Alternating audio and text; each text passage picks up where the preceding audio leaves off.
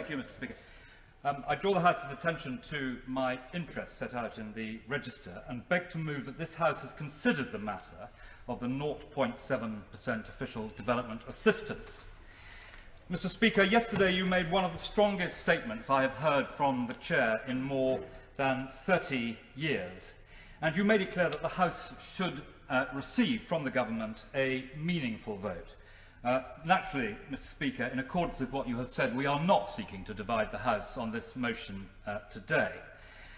We seek the meaningful vote which enables the House to decide whether the Government can break our promise and arguably our law. And I see, Mr. Speaker, that I and my right honourable friends are described as rebels. Mr. Speaker, it is the Government that is rebelling against its clear and indisputable commitments. And who, Mr. Speaker, are these so-called rebels? A short perusal of yesterday's order paper shows we have among our number 8 select committee chairs, 4 distinguished former select committee chairs, 16 former ministers, 12 privy councillors and 4 knights of the realm. And from the new intake, my honourable friends for Totnes, Milton Keynes North, Bury South, Penrith and the Borders and Keighley, and others too recently arrived in this House who have shown great courage and determination in the face, Mr. Speaker, of the possibility of being tarred and feathered by the Government Whip's office. We are also supported, Mr. Speaker, by every former Prime Minister and I believe every former leader of all 4 major political parties. And the Archbishop of Canterbury said this over the weekend. He said, and I quote, "The foreign aid cut is indefensible. Let us pray it is reversed and that our unconscionable broken promise to the world's poorest people is put right." And all 4 distinguished chairs, current and former, who are in the House of the Public Accounts Committee support our cause. My right honourable friend for Gainsborough, who describes himself, I think, as the last Thatcherite on these benches. Possibly my right honourable friend might wish to disagree, but he said this, Mr. Speaker: "There is no public accounting justification for slashing budgets by 80% in this way. It's like telling the builder before he finishes your garden wall that you won't pay at the end. Cancelling projects overseas is just a waste of taxpayers' money when we should be providing long-term stability for schools, clinics and clean water projects." My right honourable friend is absolutely right. I give way, of course. Can I congratulate him on bringing this forward, and the House is very much united behind him. But I just want to say this: it's not just the scale of the AIDS cuts, but it's also the speed at which operations are being forced to shut down, which is hugely harmful. Aid and development is not a tap that you can turn off and turn on whenever you like.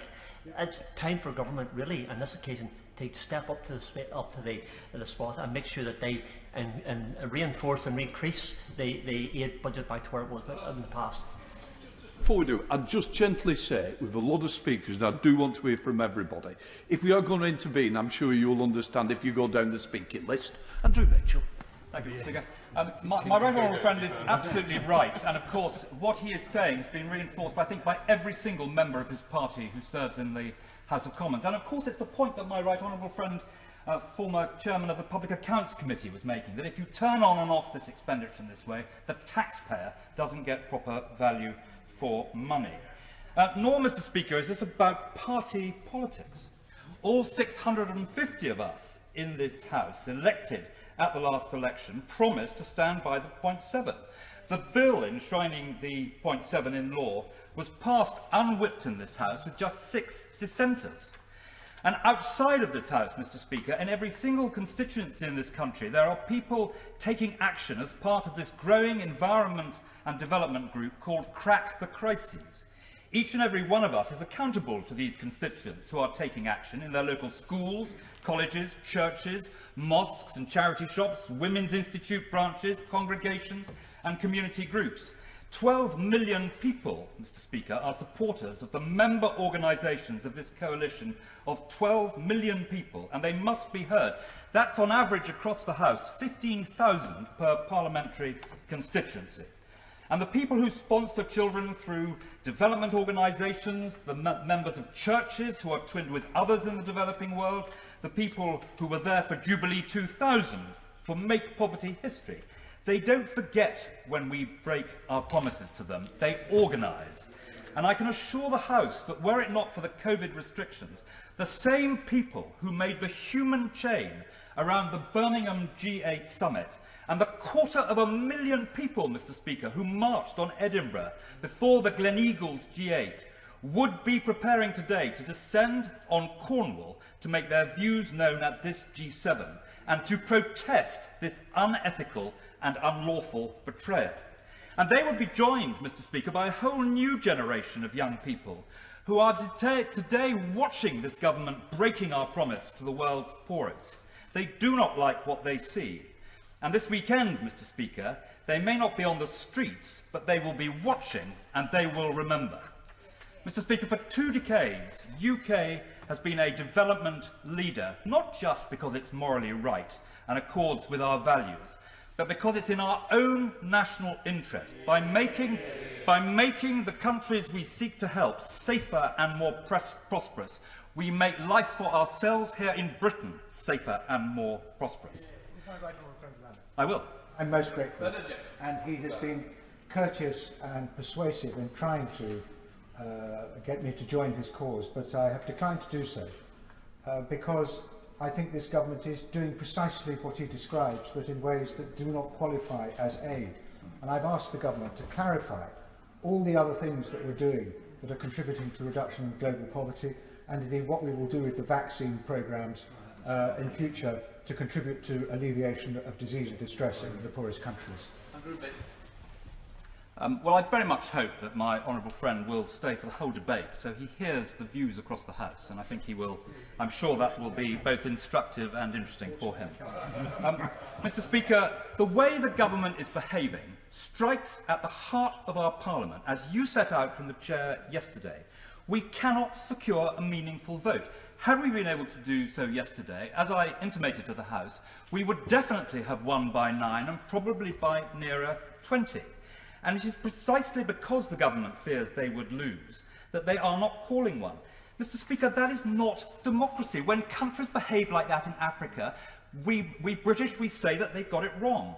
And the government needs to remember that the government and the executive is accountable to Parliament, not the other way round. And most especially, as this minister, very good minister, especially knows, on issues of supply. And that applies in all circumstances, whether the executive is being run by King Charles I or Boris Johnson. Now, Mr. Speaker, the government makes 2 key arguments. King Charles II. The first is that it is still spending a huge amount of money, and I'm sure that's what my right honourable friend will say this afternoon. And the second is that we are living in unprecedented times for our economy, and they will bring it back. So let me start first with the first one of those, that we are still spending a huge amount of money, and of course he is entirely correct. But we promised, all of us, to spend 0.7% of our GNI, not to change the target and spend 0.5%. All of us made that promise. I've seen every single member of the House's manifesto at the last election, and every single elected member made that promise. And it is arguable, at the least, that the action the government is taking is unlawful. One of the most senior and distinguished lawyers in the country, the Warden of Wadham, Oxford, the former Director of Public Prosecutions, has made it clear that the government is acting unlawfully because they have changed rather than missed the target. And I want to argue to the House this afternoon that what the government is doing is unethical, possibly illegal, and certainly breaks our promise. And on the point of the level of expenditure and the £10 billion, it's rather like buying a car and shaking hands on a deal at 15 grand, only to do a runner while the poor fellow is counting the cash after you've legged it, having handed over only 10 grand.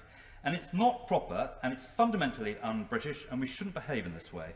It's about the girl whose school closes in South Sudan last week after the head teacher reads the letter from the Foreign Office explaining that it is only temporary.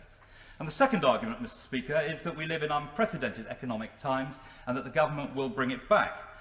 But, Mr. Speaker, the 0.7 is configured precisely to take account of our economy. When the economy contracts and goes down, so does the amount of money spent under the 0.7. And when it increases, it goes back up. And we're talking, Mr. Speaker, about 1% of the spending on COVID last year by the Treasury, quite rightly spent to sustain and support jobs and families and employment. This is 1%. It's practically a rounding error in my right honourable friend's books. And we offered an olive branch last night to the government, which the government could have accepted, and then we could all have cracked on with other things, by saying bring it back next year. Not, we'll accept that they're not going to bring it back this year, bring it back next year, when the Governor of the Bank of England says that the economy will have rebounded to pre-COVID levels and growth would be strong. So if the government was serious about bringing it back when the economy improved, they would have accepted the olive branch that I and my right honourable and honourable friends offered.